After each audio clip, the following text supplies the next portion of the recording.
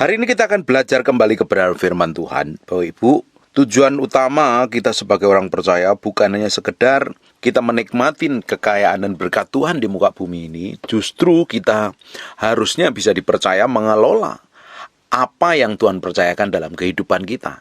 Mau harta, keuangan, atau kelimpahan, atau apapun namanya yang Tuhan percayakan sama hidup kita, harusnya kita bisa kelola dengan baik. Bukan karena kita udah diberkati, karena kita udah berhidup berkelimpahan, karena kita menikmati semua berkat yang Tuhan berikan, bahkan kita tidak kekurangan, sehingga harta itu menjadi penghiburan kita. Yang tetap menjadi yang utama dan terutama harusnya Tuhan dalam kehidupan kita, bukan kekayaan dan harta kita. Bukan semua aset yang kita miliki, deposito yang kita punyai, tetapi Tuhan harus tetap menjadi yang utama dan terutama dalam kehidupan kita. Di Lukas pasal yang ke-6 ayat 24. Tetapi celakalah kamu, hai kamu yang kaya, karena dalam kekayaanmu kamu telah memperoleh penghiburanmu. Kekayaan bukan yang menjadi utama dalam kehidupan kita, tetapi Tuhan harus menjadi satu-satunya dalam kehidupan kita. Banyak orang karena sudah hidup berkecukupan sehingga dia tidak perlu Tuhan, tidak butuh Tuhan. Itu yang menjadi kesalahan. Justru karena kita diberkati, semakin kita menikmati kelimpahan, harusnya kita bisa dipercaya mengelola kelimpahan itu untuk kemuliaan nama Tuhan. Banyak orang terjebak ketika dia sedang menikmati kelimpahan. Dia lupa harusnya Tuhan yang jadi utama dan terutama, tetapi kekayaannya yang menjadi sumbernya, yang menjadi penghiburannya, bukan lagi Roh Kudus, bukan lagi pribadi Tuhan, bukan lagi kebenaran firman Tuhan. Tidak heran Alkitab katakan lebih susah orang kaya masuk dalam kerajaan Allah daripada unta masuk dalam lubang jarum. Kenapa? Karena harta sudah menjadi tuannya. Karena harta sudah nempel di dalam hatinya. Kita akan lihat di Yakobus pasal yang ke-5 ayat yang pertama. Jadi sekarang hai kamu orang-orang kaya, menangislah dan merataplah atas kesengsaraan dan yang akan menimpa kamu. Kenapa orang kaya ini menimpa kesengsaraan? Karena hartanya menjadi sumbernya, hartanya menjadi pengharapannya. Loh, boleh kaya nggak Pak jadi anak Tuhan? Boleh, harusnya anak Tuhan semakin diberkati. Tetapi harta bukan tujuan utama. Tujuan utama kita adalah menjadi serupa segambar dengan Tuhan. Kekayaanmu sudah busuk dan pakaianmu telah dimakan ngengat. Kenapa kok sampai Tuhan ngomong seperti ini? Ini peringatan, warning sekali. Karena percuma kita ngumpulin harta di bumi, tapi ujungnya ngengat dan karat merusaknya. Dan pencuri akan membongkarnya. Yang kita kumpulkan adalah harta surgawi. Tetapi selama kita tinggal di bumi, kita juga harus memiliki hikmat, pengertian, pengetahuan. Semakin kita bisa dipercaya mengelola harta Tuhan, harusnya Tuhan akan tambahkan. Tapi kalau kita ini nggak bisa mengelola harta yang Tuhan percayakan sama kita, ya bagaimana Tuhan bisa percayakan berkat itu? Apalagi banyak orang ketika masih susah cinta Tuhan, mengasihi Tuhan, luar biasa hidup setia dengan Tuhan. Ternyata ketika dia diberkati, dia lupa semuanya. Sudah tidak setia dengan pasangan hidupnya. Dia mulai cari perempuan lain atau cari laki lain. Dia nggak peduli dengan Tuhan, dia nggak peduli dengan rencana Tuhan dalam hidupnya. Yang penting dia menikmatin semua kekayaan. Itu yang tidak benar. Makanya orang-orang yang model kayak begini ini, biasanya kalau ikut di dalam gereja, terlibat dalam gereja, dia ingin ngatur gereja karena merasa memberi persembahan yang gede. Dengerin baik-baik Bapak Ibu, semua harta yang Tuhan percayakan sama kita, kekayaan yang Tuhan percayakan sama kita, itu ada tanggung jawab di dalamnya. Ada bagian yang kita bisa nikmatin, ada bagian yang harus kita tabur untuk menjadi berkat bagi banyak orang. Karena setiap rupiah, setiap uang yang kita terima, ada rencana Tuhan di dalamnya. Yang jadi masalahnya kalau orang sudah terima berkat, lupa daratan, lupa lautan. Kalau orang kaya terlibat dalam pelayanan di gereja, coba dia ngatur pendetanya, ngatur gembalanya, dia pikir dia memberi persembahan besar. Dengerin baik-baik. Kalau engkau diberkati dan engkau memang diurapi dalam kelimpahan dan anugerah Tuhan berkelimpahan dalam hidupmu, jangan coba ikut ngatur pelayanan di dalam gereja. Kalau itu bukan kehendak Tuhan, hanya bikin trouble, hanya bikin masalah. Saya lihat banyak sekali orang kaya ketika memberi persembahan di dalam gereja, dan anehnya pendetanya juga senang, dan akhirnya terlibat dalam ngatur ini dan ngatur itu. Gereja sudah tidak dalam pusat kehendak Tuhan. Kalau udah seperti itu, ujungnya hanya bikin kekacauan.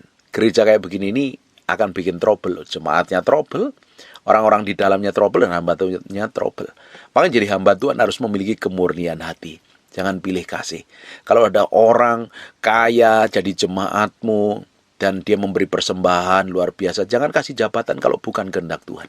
Biarkan dia jadi jemaat biasa. Jangan dikasih jabatan, dikasih gelar dan lain sebagainya, ujungnya malah bikin trouble. Kita ini hamba Tuhan harus memiliki kemurnian hati. Bersyukur kalau kita melayani orang kaya.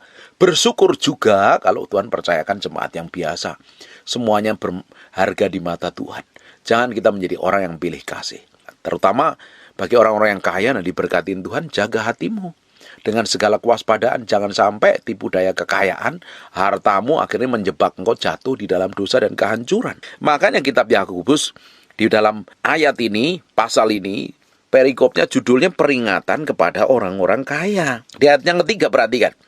Emas dan perak sudah berkarat, dan karatnya akan menjadi kesaksian terhadap kamu, dan akan memakan dagingmu seperti api. Kamu telah mengumpulkan harta pada hari-hari yang sedang berakhir. Sesungguhnya telah terdengar teriakan besar, karena upah yang kamu tahan dari buruh telah menuai hasil ladangmu, dan sampai ke telinga Tuhan semesta alam keluhan mereka yang menyabit panenmu. Kalau hari terakhir ini memang kita harus tanggung jawab, memang kita harus bekerja, kita harus mengembangkan skill kita. Tapi ketika kita dipercayakan karyawan, dipercayakan perusahaan, jangan kita menjadi orang yang semena-mena. Jatahnya karyawan yang kita harus berikan, jatahnya pegawai yang kita harus berikan.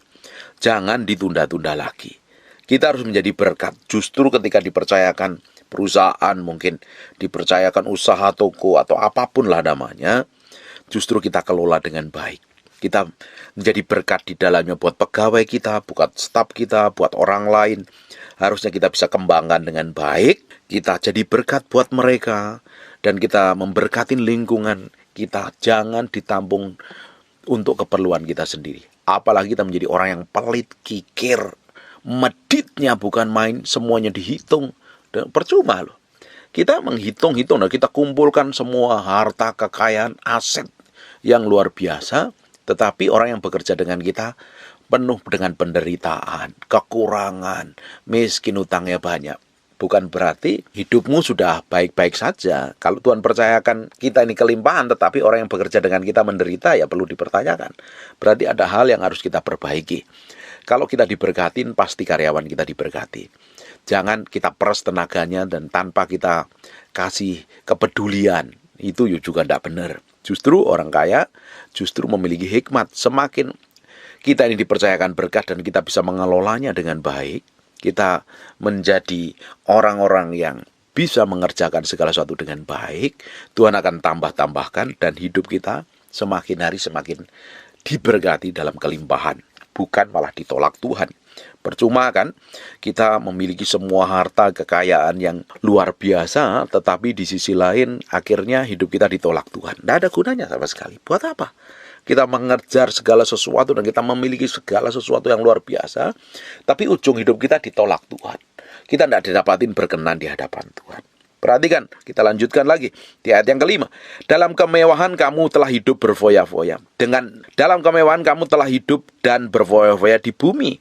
Kamu telah memuaskan hatimu sama seperti pada hari penyembelihan. Kamu telah menghukum bahkan membunuh orang yang benar dan ia tidak dapat melawan kamu. Biasanya orang-orang kaya ini semena-mena.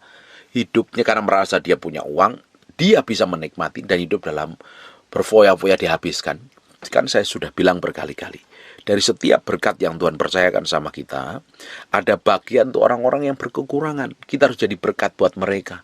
Bukan buat diri kita sendiri. Dari semua berkat yang Tuhan percayakan sama kita, ada benih yang harus kita tabur, ada yang harus kita makan, dan harus kita kelola untuk dengan baik, untuk masa depan kita tentunya. Kita harus jadi orang yang bijaksana. Jangan karena harta dan kekayaan, akhirnya hati kita ini jauh dengan Tuhan. Semakin kita diberkatin, semakin kita bisa ngerti kehendak Tuhan. Makanya orang kaya kenapa tinggi hati? Kenapa orang kaya itu susah ditegur? Kenapa orang kaya itu sombong? Karena hartanya begitu melekat dengan dirinya.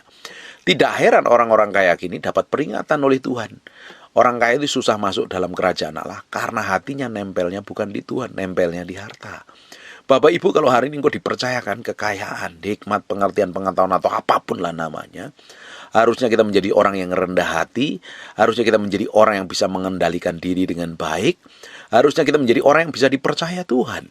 Ketika kita dipercayakan jabatan tinggi, ketika dipercayakan usaha perusahaan, nama besar, kita dipercayakan berkat kelimpahan. Semuanya itu ada bagian Tuhan yang di dalamnya, yang harusnya kita bisa kerja untuk Tuhan. Dari semua kepercayaan Tuhan berikan kepada kita itu, ada bagian yang harus kita kerjakan. Ada bagian untuk orang yang susah, bagian untuk orang yang kekurangan. Harusnya kita juga ada bagian kita yang harus kita tanggung jawab dengan baik. Bukan malah kita semena-mena dan sembarangan. Banyak orang yang gak bisa dipercayakan ketika dipercayakan keuangan, ketika dipercayakan duit. Orang gak bisa dipercaya. Bahkan hamba Tuhan pun akan teruji ketika dipercayakan dengan uang. Bagaimana? Banyak orang tidak bisa dipercaya ketika dia terima harta kelimpahan. Hatinya condong kepada harta tersebut. Lupa dengan Tuhan, lupa dengan tujuan Tuhan. Kalau kita ingin lihat ya, orang itu bisa dipercaya apa tidak. Kasih uang saja, dia bisa ngelola dengan baik apa tidak. Atau dia lupa daratan. Ketika orang dipercayakan jabatan tinggi, dia menjadi orang yang semena-mena loh. Bukannya bersyukur, bukannya menjadi berkat dengan jabatan yang menjadi berkat bagi banyak orang, justru biasanya menindas orang-orang yang lemah. Kita harus bijaksana Bapak Ibu. Karena kita ini akan diangkat Tuhan terus. Kita akan diberkatin Tuhan. Kita akan dipromosi Tuhan. Kita akan dibawa ke dalam level yang berbeda. Dan harusnya kita bisa menempatkan hati kita ini dengan tepat di hadapan Tuhan. Kita dipercaya berkat, kita menjadi semakin rendah hati. Ketika kita dipercayakan jabatan, kita bisa menjadi orang yang bijaksana mengambil keputusan untuk untuk kepentingan orang banyak, dan kita menjadi berkat. Bukan semena-mena, bukan untuk memuaskan diri kita sendiri. Kita lihat ya, ada orang-orang yang tidak bisa dipercaya. Ujungnya apa? Hancur, anak istrinya hancur, anak cucunya berantakan semuanya. Kenapa? Karena hatinya tidak condong kepada Tuhan. Bahkan hamba Tuhan pun harus memiliki kemurnian hati. Jangan sampai condong kita kepada kekayaan dengan harta. Kalau kita sudah condong kepada berkat, pada kelimpahan tanpa kita mau pikul salib sangkal diri, ada yang salah di dalamnya, dan kita harus bertobat. Kita juga tidak boleh membeda-bedakan ketika ada jemaat yang miskin dan jemaat yang kaya. Semuanya sama, bernilai dan berharga di mata Tuhan. Jangan lantas karena dia miskin kita cuekin, atau lantas dia kaya kita peduli. Kita tidak boleh. Itu udah jahat di mata Tuhan. Kita nggak bisa membedakan. Tak boleh membeda-bedakan antara si kaya dan si miskin. Semuanya ketika orang itu cinta Tuhan, ketika mereka adalah orang yang takut akan Tuhan, ketika mereka didapati orang yang hidupnya benar di hadapan Tuhan, mereka adalah berharga di mata Tuhan. Kita bersyukur ketika kita dipercayakan berkat, kita kelola dengan baik, kita menjadi berkat di dalamnya. Jangan sampai berkat yang Tuhan percayakan ini menyeret kita jatuh di dalam dosa. Ujungnya hidup kita ditolak oleh Tuhan. Bagi orang-orang kaya yang diberkatin Tuhan, kelola hartamu dengan baik. Bagi orang-orang yang dipercayakan menjadi pemimpin, menjadi orang yang bisa mengambil keputusan, jadilah orang yang penuh kebijaksanaan. Karena suatu hari kita akan bertanggung jawab di hadapan Tuhan. Dari semua harta yang Tuhan percayakan, dari semua jabatan, dari semua apapun yang Tuhan berikan sama kita, suatu hari kita akan mempertanggungjawabkan di hadapan Tuhan. Kita semua akan menghadap tahta pengadilan Kristus, dan kita harus menjadi orang yang bijaksana. Bapak Ibu, ketika engkau diberkatin, artinya Tuhan punya rencana dalam hidupmu, dan engkau harus menjadi berkat bagi banyak orang.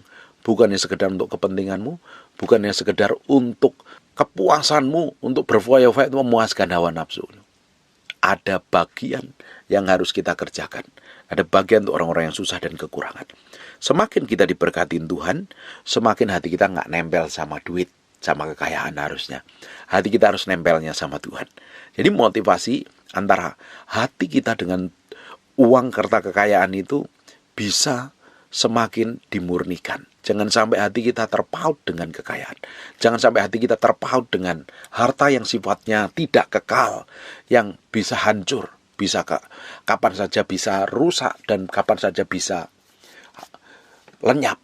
Tetapi kita mau fokus pada kekekalan pribadi Tuhan sendiri. Saya berdoa kita semuanya semakin memiliki kemurnian hati.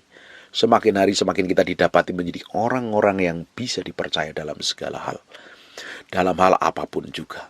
Kalau kita bisa dipercaya oleh Tuhan, Tuhan pasti tentunya akan dapatin apa saja yang dipercayakan itu, dan apa saja yang kita kerjakan Tuhan akan urapi, dan Tuhan bikin berhasil, sehingga namanya dipermuliakan melalui kehidupan kita. Hati kita jangan pernah mencondongkan kepada harta dan kekayaan, pada aset atau segala sesuatu yang sifatnya tidak kekal. Bagi orang-orang yang diberkatin, bagi orang yang sudah menikmati kekayaan, fokus hatimu bukan pada kekayaan, bukan pada hartamu, tapi pada Tuhan, pada pribadi Tuhan. Ketika engkau fokus pada pribadi Tuhan dan engkau bisa didapatin, bisa dipercaya, semakin Tuhan percayakan perkara-perkara yang lebih besar.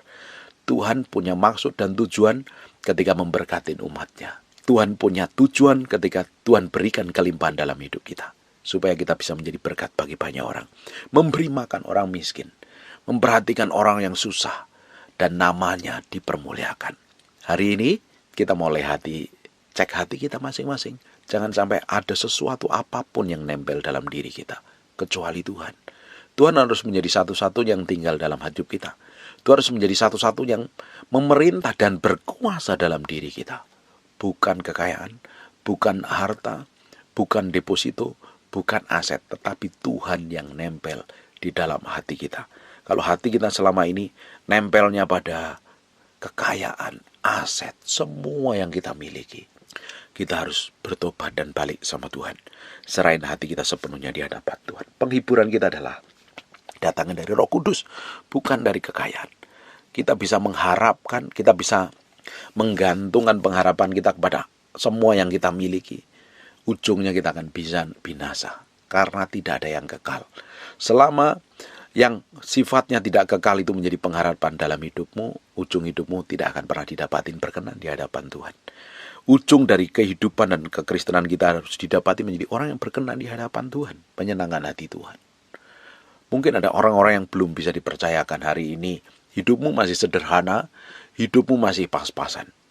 Ya harus kembangkan diri, kembangkan skill, minta hikmat, pengertian, pengetahuan, supaya Tuhan berikan hikmat sehingga engkau bisa melakukan segala sesuatu, mengerjakan segala sesuatu, menghasilkan segala sesuatu, dan semakin kau diberkatin Tuhan. Tuhan mau hidup kita ngalami berkat dan didapatin berkenan di hadapan Tuhan.